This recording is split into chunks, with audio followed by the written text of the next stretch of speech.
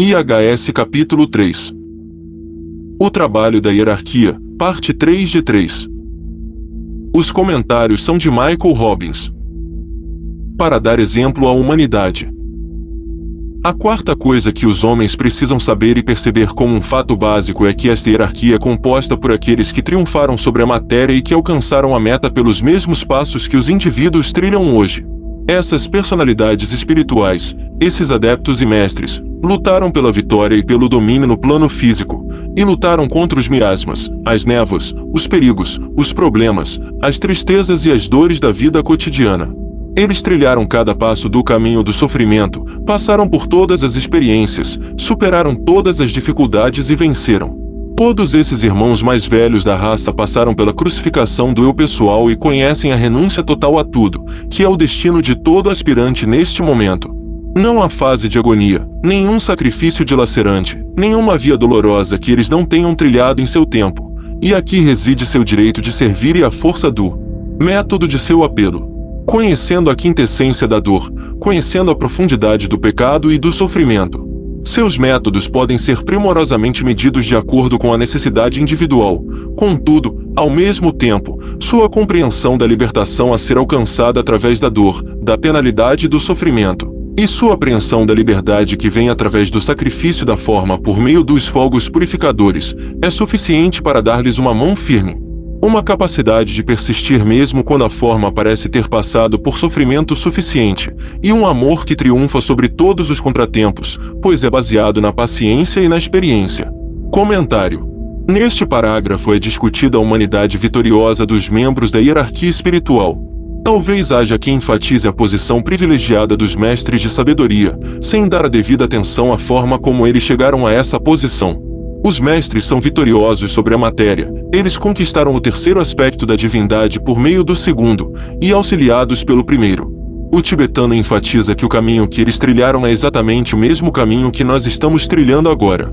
Seria perigoso pensarmos que eles alcançaram a vitória por meios estranhos ou incomuns. Estamos agora como eles eram. A vitória deles é a promessa da nossa vitória. Cada mestre passou pela crucificação do eu pessoal, qualquer que seja a forma que essa crucificação possa ter assumido, pois a crucificação ou a renúncia nos diferentes raios ocorre de diferentes maneiras. Os mestres, em certo sentido, têm tudo porque sacrificaram, renunciaram, desistiram de tudo que normalmente é considerado caro nos mundos da forma. Observe que o direito de servir deles depende dos sacrifícios que fizeram e das dores que suportaram. DK fala da força do método do seu apelo. Tendo passado por tanta coisa, eles sabem como apelar à humanidade atual, como chegar a essa humanidade, oferecendo uma abordagem ou um método de progresso que é irresistivelmente atraente porque se baseia numa vida comprovada e triunfante. DK enfatiza a profunda identificação dos mestres com todas as fases da vida humana, tanto as alturas como as profundezas. Os mestres conhecem a natureza do pecado humano porque o experimentaram, profunda e pessoalmente. Tendo passado por aquilo que o aspirante ou discípulo está enfrentando agora, eles sabem como abordá-los com métodos úteis que são primorosamente medidos de acordo com a necessidade real. Eles sabem exatamente o que dizer e como agir para que seus alunos possam fazer o progresso mais rápido rumo a uma maior liberdade, se estes alunos comparecerem e agirem de acordo com sugestões sábias. Este é realmente um lindo parágrafo. Há muito amor, sabedoria e encorajamento nisso. Os mestres sabem o que é libertação, eles entendem a liberdade. Eles sabem que nenhum custo para a forma é muito grande quando comparado com o benefício espiritual que aguarda aquele que renuncia a tudo em prol do plano e propósito divino. Por esta razão, os mestres são firmes na sua insistência para que os seus chelas triunfem. Não importa o custo pessoal. Vemos aqui uma imagem de grande compaixão, profunda compreensão e firme insistência no triunfo do espiritual diante de tudo que a forma pode sofrer. Bem, poderíamos nos lembrar do seu amor que triunfa sobre todos os contratempos, pois os contratempos na vida do discípulo são muitos. Muitas vezes o discípulo individual experimentará a ideia de derrota, pensando que não há possibilidade de vitória. Mas o espírito é, afinal, sempre vitorioso e a derrota, uma ilusão. No nosso planeta e no nosso sistema solar, o amor é a maior de todas as energias. Nada pode resistir. Através de profunda experiência, os mestres sabem que isto é verdade. Portanto, Onde outros de posição inferior desistiriam, eles suportam pacientemente, sabendo que o fim triunfante é certo. Eles sabem que a humanidade é governada por Escorpião e que Escorpião é o signo astrológico do triunfo inevitável. Bem, poderíamos ponderar sobre como o amor triunfa através dos métodos da paciência e da perseverança. Estes irmãos maiores da humanidade são caracterizados por um amor que perdura e que atua sempre para o bem do grupo, por um conhecimento que foi adquirido ao longo de milênios de vidas, nos quais eles trabalharam desde o fundo da vida e da evolução quase até ao topo, por uma experiência que se baseia no próprio tempo e numa multiplicidade de reações e interações da personalidade, por uma coragem que é o resultado dessa experiência, e que, tendo sido produzida por anos de esforço, fracasso e esforço renovado, e tendo no longo prazo levado ao triunfo, pode agora ser colocada a serviço da raça, por um propósito que é esclarecido e inteligente, e que é cooperativo, ajustando-se ao plano grupal e hierárquico e enquadrando-se assim no propósito do logos planetário, e finalmente, observe o termo irmãos mais velhos, é importante. Em todos os lugares o mestre DK procura mostrar a semelhança entre o mestre da sabedoria e o ser humano. Eles são diferentes de nós apenas na potência de sua realização, nossa natureza interior, entretanto, é a mesma. A impressão é forte de que não existe carona grátis até o topo. Tudo que os mestres estão em manifestação, eles conquistaram. De baixo para cima, eles se ergueram, e isso levou tempo, muito tempo. Muitos de nós podemos estar com pressa para nos livrarmos das experiências dolorosas nos 3 mundos inferiores. Podemos estar com pressa para nos tornarmos altos iniciados e mestres, esquecendo que é através da orientação correta para a vida nos 3 mundos que conquistamos a nossa saída desses mundos. Não há vicissitudes na vida que eles não tenham experimentado. A escola da Terra é uma escola de polaridades, ou contrastes, de luz e escuridão, alto e baixo, vitória e derrota. Eles, no entanto, aprenderam lições profundas com as suas aparentes derrotas e usaram essas lições para alcançar a vitória. Eles trabalharam através de muitas personalidades, percorreram o zodíaco repetidas vezes, aprendendo dentro e sob todos os signos e planetas astrológicos. A educação deles foi completa. O que para nós é apenas teoria, para eles é um fato comprovado. Em todos os sentidos, os mestres são o nosso ideal.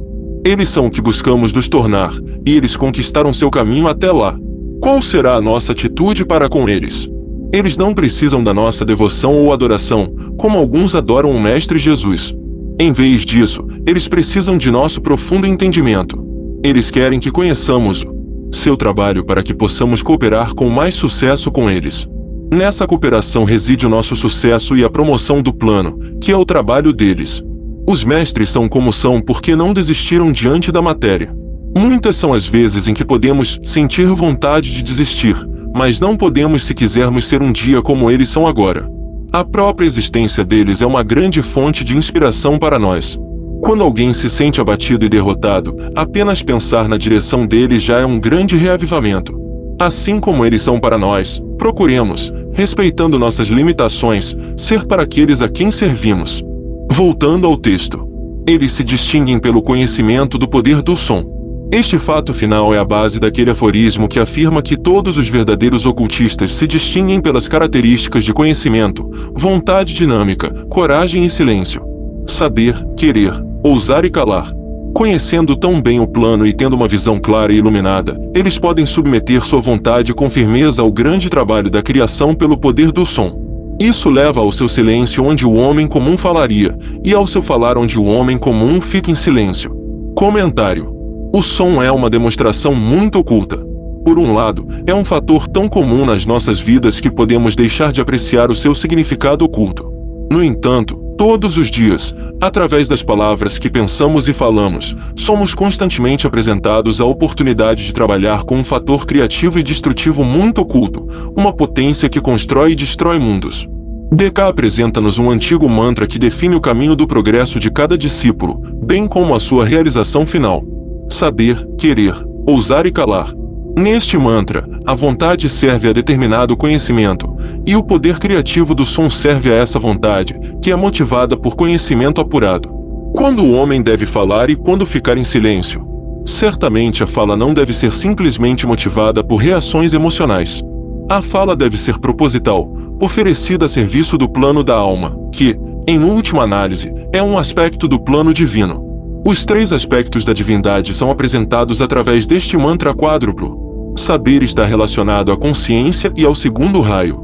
Disposto e ousado transmite o primeiro raio a serviço do segundo. A fala ou o silêncio estão relacionados com o poder criativo do terceiro raio. Aquilo que aparece deve representar, fielmente, aquilo que é conhecido. Este mantra também foi apresentado como querer, saber, ousar e silenciar. O aforismo oculto, querer, saber, ousar e calar, tem um significado especial não revelado até agora e que só me é possível sugerir. Aqueles de vocês que possuem o conhecimento interior compreenderão imediatamente. Nesta ordenação dos 4 termos, a mônada quer, a alma sabe, a personalidade ousa e os veículos lunares são obrigados a manter seu silêncio obediente diante de energias maiores. Vemos, não é verdade, que como aspirantes e discípulos, estamos a caminho de um certo conhecimento espiritual e de uma certeza de ação que decorre desse conhecimento. Quando os homens tiverem compreendido os 4 fatos aqui enumerados, e eles forem estabelecidos como verdades reconhecidas na consciência da raça, então poderemos esperar um retorno daquele ciclo de paz, descanso e justiça que acredito em todas as escrituras do mundo. O sol da justiça surgirá então com a cura em suas asas, e a paz que excede todo o entendimento reinará nos corações dos homens. As 4 linhas de trabalho nas quais a hierarquia espiritual se engaja são: 1. Desenvolver a autoconsciência em todos os seres. 2. Desenvolver a consciência nos 3 reinos inferiores. 3. Transmitir a vontade do Logos planetário. 4. Dar um exemplo para a humanidade.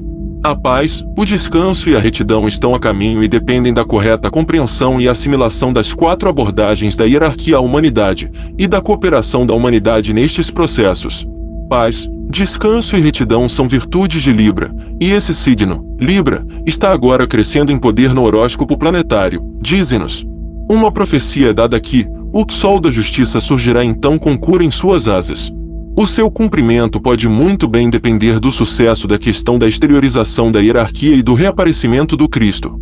O Cristo é o príncipe da paz e já está se aproximando da humanidade em preparação para seu reaparecimento. A cura será a harmonização da humanidade. Cristo representa poderosamente a energia do plano búdico, o plano da harmonia e da cura.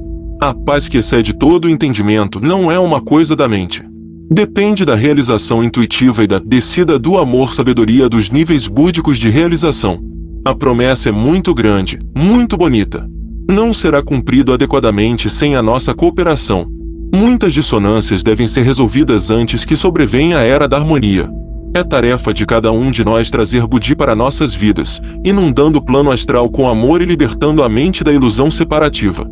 Um caminho para esta realização é agir em nosso próprio nível, como a hierarquia agiria. Eles deram o exemplo, nós os imitamos.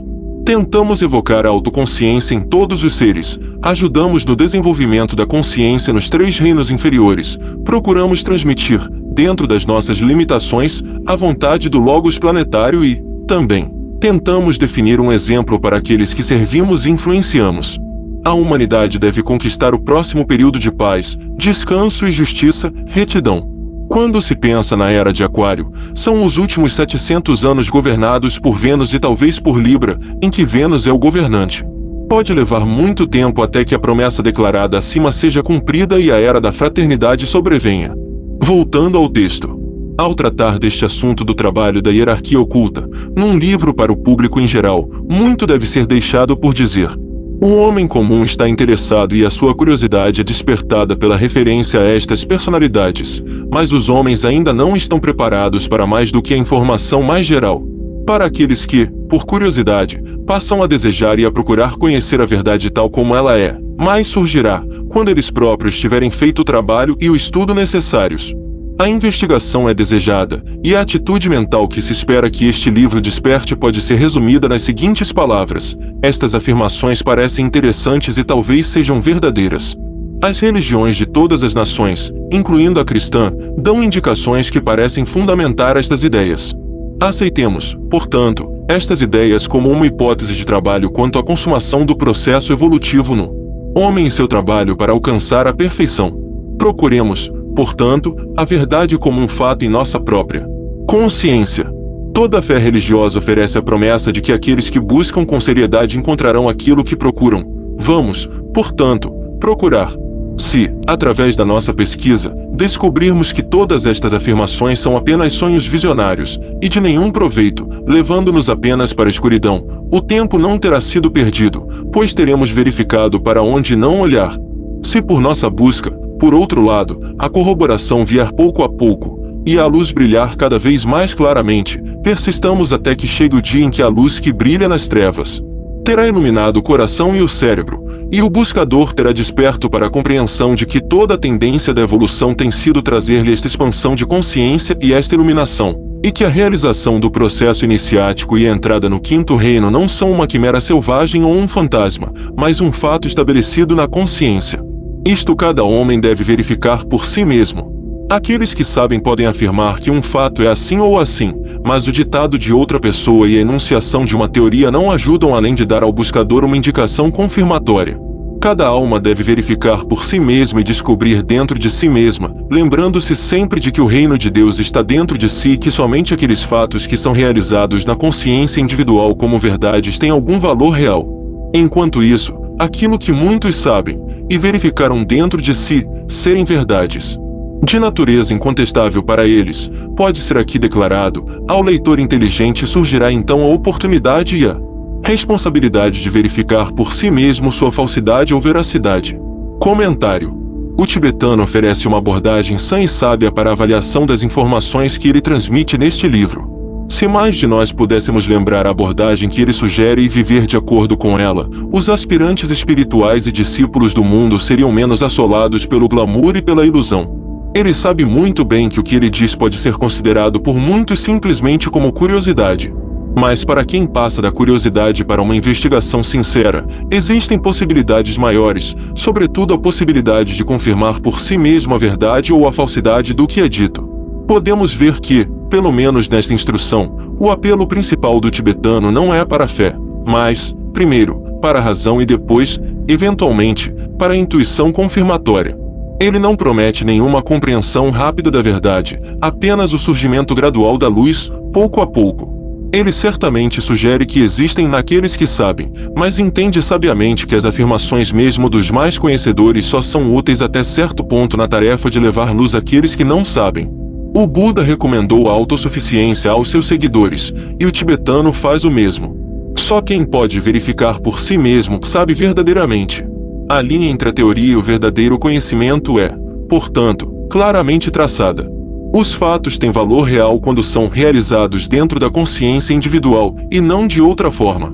Finalmente, somos informados de que para o leitor inteligente, e esperemos que nos incluamos entre eles, surgirá a oportunidade e a responsabilidade de verificar por si mesmo a sua falsidade ou veracidade, isto é, a veracidade ou falsidade daquilo que é apresentado como verdade. Descobrimos, portanto, que não estamos simplesmente lendo um livro que apresenta informações interessantes, mas estamos sendo desafiados a entrar mais profundamente no assunto, tentando verificar a veracidade e o valor daquilo que foi apresentado.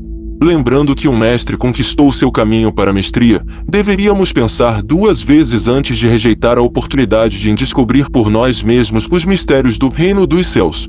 Visto que esse reino está adentro, está sempre conosco.